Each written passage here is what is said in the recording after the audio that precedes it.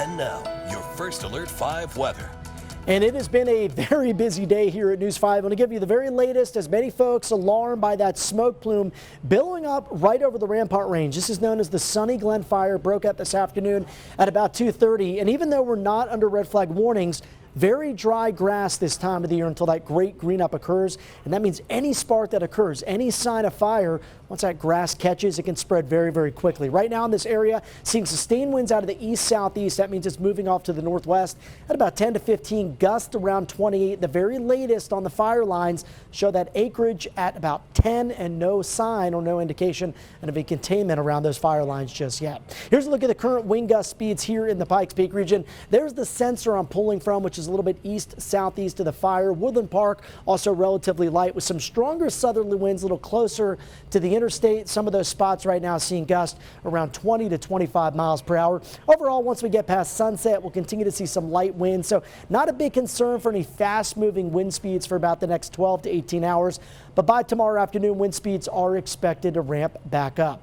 Also keeping a close eye on that fire, it's burning about 10 miles west of Aguilar. This is the Trujillo fire. Last check here, zero containment. 100 acres has been scorched so far. Winds very light here today compared to yesterday. Just some easterly breezes right now at about 10 miles per hour out along those fire lines. And that area as well, not under this red flag warning.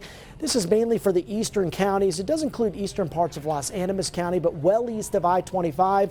Tonight's red flag warning should be allowed to expire around 8 o'clock, but tomorrow we do it all over again with stronger winds, low humidity, dry grasses. Those are those perfect ingredients we just don't like to see this time of the year. You can see that red flag warning does include Teller County, Fremont County, El Paso and Pueblo counties, as well as the San Luis Valley, the Eastern Plains. This goes from Wednesday from noon to 8, and already in advance of Thursday's stronger wind threat, we have a fire weather watch for most of the day by the end of the week. Right now in the Springs, we're at 81 degrees, humidity very low with that south breeze coming in at about 20, 25 miles per hour.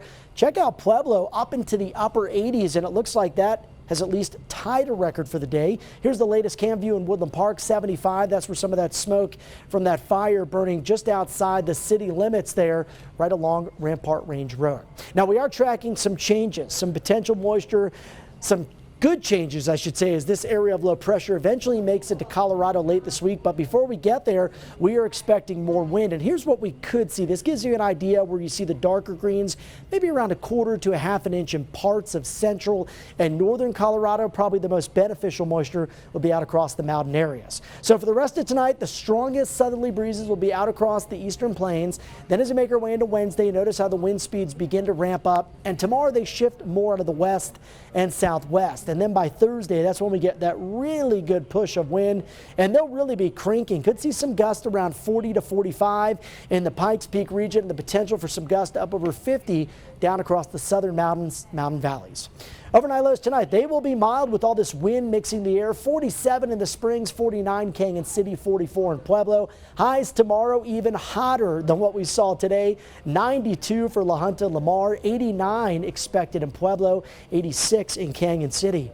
Here's a look at your super 7-day forecast. We're likely going weather alert both Wednesday and Thursday because of those impacts from the high fire danger, the high winds, and then thankfully Mother Nature brings us a chance of rain, some much needed moisture as we head towards Friday. And those gusts on Thursday, again, could be up near 40 miles per hour. Critical fire weather threat we'll be watching with that rain snow mix following for the very end of the week. Here's a look at the super 7-day in Pueblo. We're up near 90 Wednesday, windy and still warm Thursday with some thunder and some rain showers Friday.